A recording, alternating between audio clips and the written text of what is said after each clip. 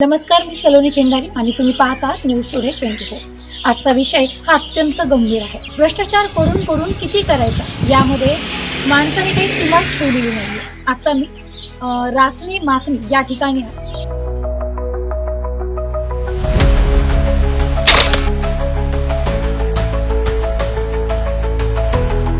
स्वस्त धान्य दुकानातील शिधापत्रिका धारकांचे थम्स न घेता गहू, तांदूळ व ज्वारी हडप करण्याचा प्रकार स्वस्त धान्य दुकानदारांकडून सर्रासपणे सुरू आहे।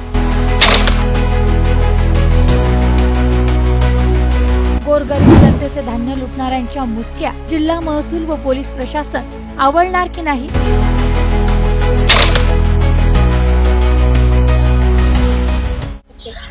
नमस्कार, मी सलोनी खिंडारी आणि तुम्ही पाहत आहात न्यूज टुडे 24।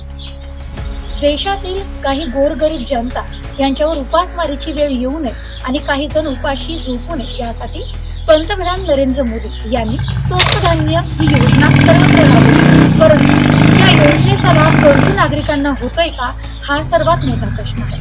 आता मी राजनी माथनी या ठिकाणी आलेली आहे। इथले जे राशनचं दुकान आहे ते नो नेटवर्क नो सिग्नल या अवस्थेत आहे, कारण या ठिकाणी पुरवठा निरीक्षक अधिकारी शिवराज पवार यांचं नाव या ठिकाणी ऑनलाईन येणं गरजेचं आहे, परंतु त्या ठिकाणी बेबी सोनवणे यांचं नाव दाखवत आहे। ऑनलाईन सुविधांमध्ये देखील खूप मोठ्या प्रमाणात भ्रष्टाचार सध्या सुरू आहे आणि याला जबाबदार कोण आहे, यांना प्रश्न कोण विचारणार आणि याची छान कोण करणार, हा सगळ्यात मोठा विषय ठरलेला आहे। कारण काही गोरगरीब जनतेचं 2 टाईमचं जेवण हे रेशनच्या दुकानातून येणाऱ्या धान्यावर अवलंबून आहे आणि त्याच जनतेला जर हे स्वस्त धान्य भेटत नसेल तर हे धान्य जातो कुठं, हा प्रश्नचिन्ह उपस्थित होतोय।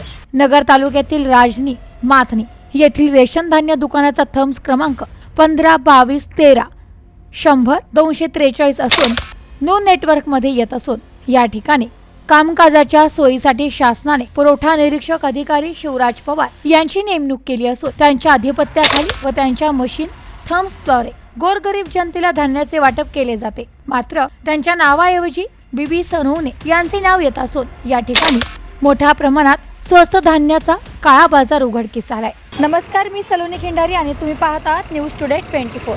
आजचा विषय हा अत्यंत गंभीर आहे, कारण भ्रष्टाचार कशात करावा याला सीमाच उरलेली नाहीये। अरे, स्वस्त धान्य दुकानात देखील खूप मोठ्या प्रमाणात आजकाल भ्रष्टाचार चालू आहे।